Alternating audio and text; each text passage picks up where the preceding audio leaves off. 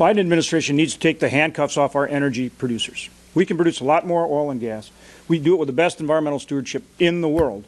But the Biden administration needs to take off the handcuffs. This is supply and demand.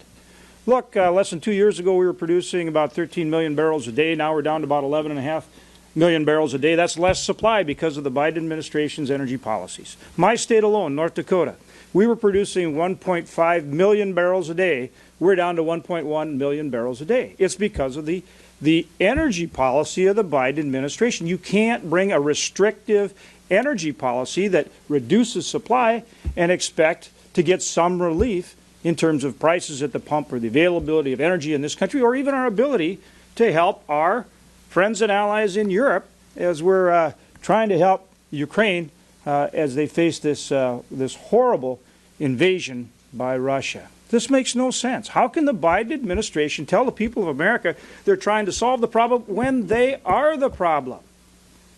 The Biden administration's energy policy is the problem. Take the handcuffs off our energy producers. Nobody does it better in terms of producing energy, in terms of producing oil and gas, than the American companies that are doing it. And I'll just run through the examples. You know what they are, but it starts with a moratorium on leasing on federal lands, both onshore and off.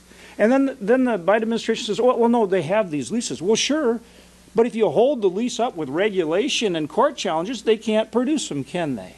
And that's exactly what they're doing. And they're slowing down permitting across the board with all these regulations and restrictions. And then they hold up our ability to move oil and gas around the country by holding up pipelines. 2015, I introduced S1. It was a bill to approve the Keystone XL pipeline. We passed it through the Senate. We passed it through the House. President Obama vetoed it. If he had not vetoed it, today that would be bringing almost 1 million barrels a day from our closest friend and ally, Canada.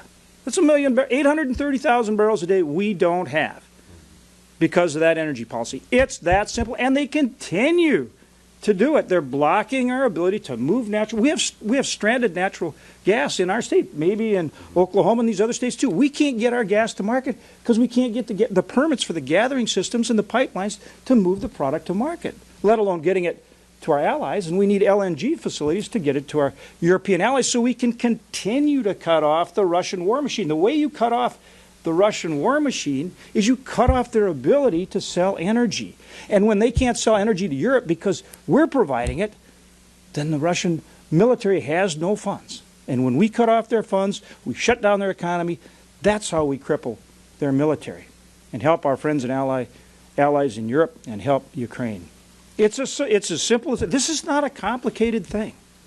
It's simple. It's supply and demand. And the Biden administration needs to quit telling the American people that they're trying to help when they are the problem. How do you put forward a budget with $2.5 trillion in taxes, a lot of those taxes on our energy producers? What signal does that send? Does that tell the energy producers to go out there and invest and produce more energy? When you say we're going to tax the living heck out of you if you do? They need to change their energy policy. And until the Biden administration changes their energy policy, don't tell Americans that you're trying to help when your policy is the problem.